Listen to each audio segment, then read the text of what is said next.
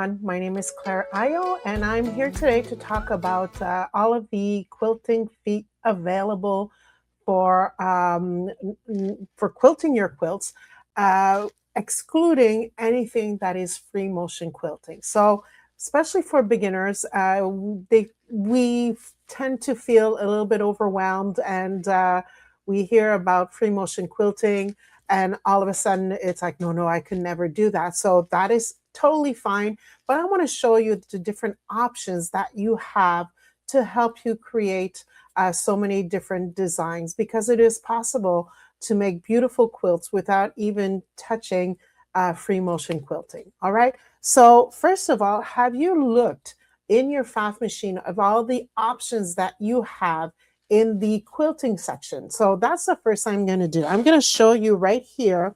So let's just open this up, go into the menu, and you see, first of all, you have the hand look quilt stitches, which are just wonderful as soon as you know how to use them. So that's we'll talk about that in another presentation. In the second menu, you have all of these stippling stitches. So they kind of mimic free motion quilting, but it's not done with free motion quilting. So I actually love that menu. And then you have crazy patch stitches that you can use if you're making quite crazy patches, but you can also use for any other type of project. So it's really worth to take the time to look at all the different stitches that you have on your machine, and why not also make a quilting square and test out all these different stitches, so you have your own catalog and you can see exactly the size, and you can make sure that you want to try them out, and you know that because you've seen how they look on a quilt, you know which one to use for a specific project. All right. So having said that, now I am going to show you a few of my favorite feet when it comes time to do some quilting. All right, so let's move over here, and these are actually a few of my favorite feet to do any type of quilting. So the first one, of course, is the regular quarter inch foot that you use for piecing. So I just wanted to give you a quick reference. So this is the first one. And then this one here is the quarter of an inch foot with guide. So I'm going to have a whole conversation in another presentation with the debate between these two, but we're now in quilting, not in piecing. So we won't necessarily, I will not use this foot when it's time to quilt. I would actually use this foot with the guide. When do I use this foot? When I need to make sure that I am quilting a quarter of an inch away from a seam, that's the foot I'm going to go to. However, look at this foot here. It is the exact same foot, okay, quarter of an inch foot with guide, but it is clear. And so that's why I'm moving this one away, to show you that when I am quilting, I go for a clear foot because I want to see the fabric underneath. So this is actually my go-to piece if I need to stitch a quarter of an inch from a seam. And then this one right here is actually a stitch in the ditch. So that means that my needle is right in the center, and there's a guide in front to help me make sure that I can align with the guide, and I know the needle will be quilting in the correct area. So that's another one of my of my feet that I prefer. And you'll notice that these two, actually, you do need to do a straight stitch with them. You cannot, it doesn't have a wide opening, so it's really meant for a straight stitch. And so this is when this one comes into play. So this is actually an open toe foot, and that I will be using whenever I'm using a stitch where the needle needs to be moving from left to right. So these are the three stitches that I use the most. And before going back, I just want to have a quick conversation about quilting needles, because if I am quilting, I am also going to change my needle from the universal to quilting. So the one on the left is actually showing you size 75 and 90. And this is definitely my go-to size. Actually, my favorite pack because, and then because those are the two that I have. So 80 size and then 75 and 90. So the smaller the number, the thinner the needles are smaller, but it's actually I wouldn't likely say more so that the eye of the needle is smaller. So depending on the threads that you're using, that's how you determine which needle is best. All right. So if I'm using a 40 weight thread, I'm gonna go. I can go with the 80. If I'm using a 30 weight thread, I'm going to go with a 90 needle. If I'm using a monofilament or an Invisifil, I'm going to go to a 75. So that's how I select which one of the needles I'm going to use. Remember that the needles are good from 6 to 8 hours, so you do need to change your needles once in a while. If you're seeing that your tension is a little bit off, it might be time to change your needle. And so this is why I'm showing also the titanium quilting needles, because they also come in various sizes. And because they're made in titanium, you can actually use them up to 15 hours. So that's always definitely something to consider. So I'm going to go back and actually I'm going to go and show you this quilt here that I've actually made okay, so you can't really see it a lot right now. So let me I'm going to zoom out just a little bit, and I don't think that's going to help us much. So let me go to this camera right here. I'm going to try to show you as much as I can of the quilt. All right, so here's the upper part and all the way down to the bottom. So here is the quilt. All right, and this quilt, at first, I wanted to make the quilt free motion quilting, and it just was not working for me. And the reason being because I wanted to use black batting. To have black batting, it was 100% polyester, and I was using cotton thread.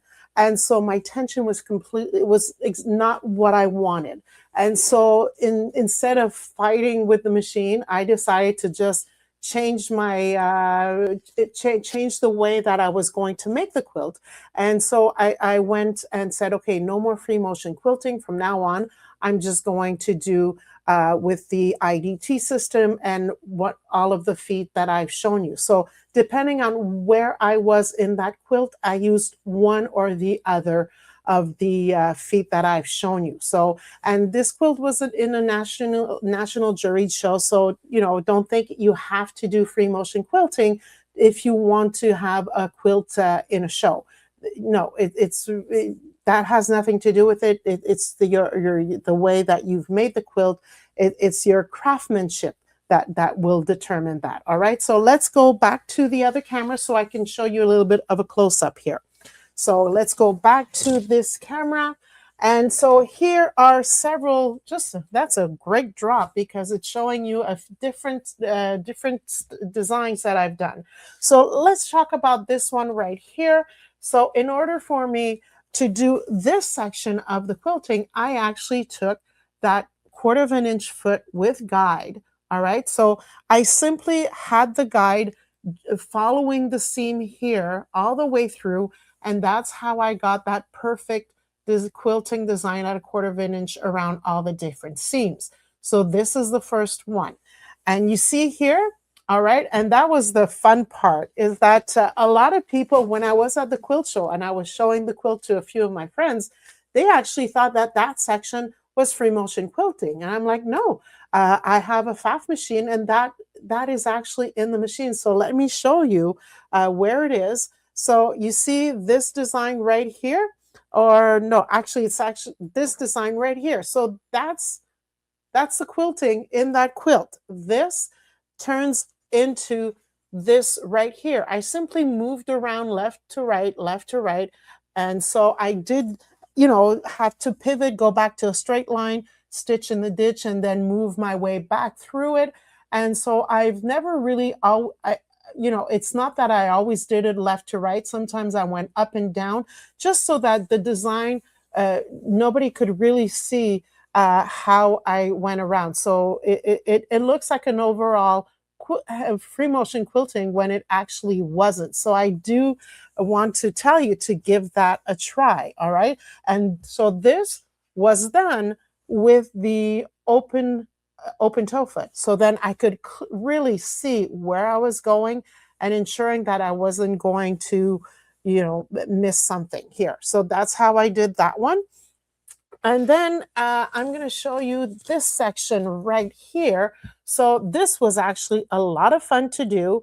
And so I had set a few, I used wash away markers to make my, to make sure, that I had a few set spots. Probably the first line here, I probably drew also. And so in order to do that section, I just took my stitch in the ditch foot, all right? And so as I had drew that first line, I was able to follow along the line with the guide. Well, I'm not, okay, here we go. I was able to follow that line with the guide. And then, I also did the same to make sure that I was going to get to the edge and make sure that I would be on the spot where I wanted to be and then pivot and move my way back. So I love that foot. Obviously, if you want to do a stitch in the ditch, it is also obviously the perfect foot to use. However, I don't often stitch in the ditch, but I use this whenever I am marking or I need to figure out where it's going to end at the correct position. That guide helps me to make sure that I'm going in the right direction. So something to consider definitely when you are quilting. You have several feet that are very useful for you. And so the last thing that I want to show you that is also a foot I love to have, because I've shown you that stitch in the ditch, and the stitch in the ditch foot has just a little round in the middle, which means that you can't do a decorative stitch. However, there is it's called the narrow feet, and I'm just going to show it to you here as a close-up right here. And let me just grab some white fabric so that we can see it a little bit better. So this foot is actually very useful because it is like the stitch in the ditch because it has that guide right in the middle. However, this area is a wide opening, which means that you can use a decorative stitch. And so it's very useful also to have as a quilter as one of your favorite feet. And also, if you have a lot of leftover batting, so if you've collected strips of leftover batting and you're like, I don't want to get rid of them, I know I can use them again, well, this is the feet that actually will help you. So just have a piece of your batting on the left side and on the right side of the guide, and then do a very wide and long zigzag stitch. All right, so you do that zigzag stitch holding the two pieces on each side of the guide, and you're gonna be able to have these pieces stitched back together without overlapping, so it lays nice and flat, and you can actually use that batting again to make another quilt. It's going to be holding it in place, and then it's going to be quilted into the quilt, and you'll be able to use it without a problem. So I love that foot for that. And also, when I am using it, when I need a guide to make sure I'm heading where I want to, but I want to use a decorative stitch, this is the foot that I will also use because of that wide opening. So I hope that all of this information helps you, see the different feet and how you can use them to make your next quilt. And don't forget to play with all the different samples, all the different stitches that you have in your quilting menu to start developing them, because there's a lot of hidden gems in that section. And I look forward for you to finding them and enjoying your quilting just a little bit more. So happy quilting, everyone.